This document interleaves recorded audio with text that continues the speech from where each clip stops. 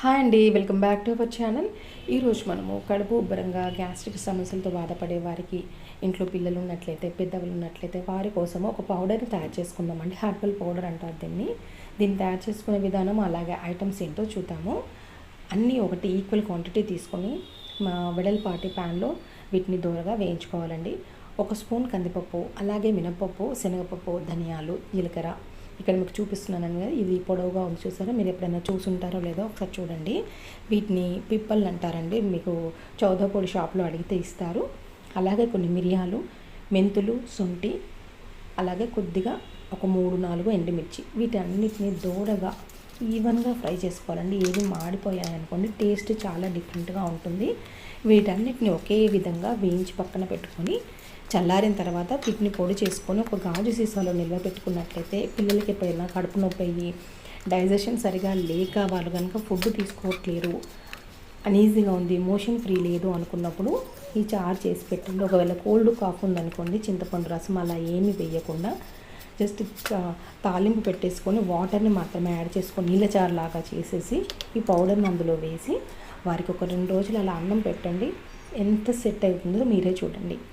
ఇప్పుడు మనము వేయించి పెట్టుకున్న పదార్థాలన్నింటినీ చల్లడానికి పక్కన పెట్టుకున్నానండి. ఇప్పుడు అదే ప్యాన్లో కొద్దిగా ఆయిల్ వేసి కొద్దిగా జీలకర్ర, అలాగే ఎండుమిర్చి, ఉల్లిపాయలు, కరివేపాకు కొద్దిగా దూరగా వేయించిన తర్వాత ఉప్పు అలాగే పసుపును యాడ్ చేసుకొని ఒక 1 మినిట్ కలుపుకొని కొంచెం పచ్చివాసన పోయిన తర్వాత మనం మీకు ఇక్కడ ఒకవేళ చింతపండు కావాలనుకుంటే చింతపండు రసం యాడ్ చేసుకోవచ్చండి చారులోకి. లేదు అనుకుంటే మామిడికాయ పౌడర్ ఉంటుంది కదా, అదైనా వేసుకోవచ్చు. లేదు అసలు ఏమీ వద్దు, కోల్డ్ కాఫ్స్ ఉన్న ఇంట్లో ఎవరు పులుపు తినలేరు అనుకుంటే జస్ట్ ఇక్కడ ఈ ప్లేస్లో పోపు అయిన తర్వాత 2 గ్లాసుల వాటర్ పోసి బాగా బాయిల్ అయిన తర్వాత ఈ చారు పొడిని వేసి వాళ్ళకి తినిపించండి. ఇప్పుడు మనం చల్లారబెట్టుకున్న ఐటమ్స్ అన్నిటినీ మిక్సీ జార్లో వేసుకొని ఇలా పౌడర్ చేసుకోవాలండి.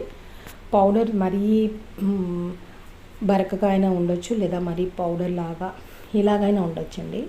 వాటి ఇంగ్రీడియంట్స్ యొక్క ఫ్లేవర్ వస్తుంది. లాస్ట్కి బాగా పులుసు మరిగిన తర్వాత మాత్రమే ఈ పౌడర్ని యాడ్ చేయాలండి. ముందు యాడ్ చేస్తే కనుక ఒకలాంటి వెగటు స్మెల్ వస్తుంది. చారు బాగా మరిగి ఇంకా దించేస్తాము అన్న టైంలో మనకి ఎంత కావాలి, మన ఇంట్లో ఎంత మెంబర్స్ ఉన్నారో దాన్ని పట్టుకొని ఆ చారు పౌడర్ అందులో యాడ్ చేసుకోవాలండి.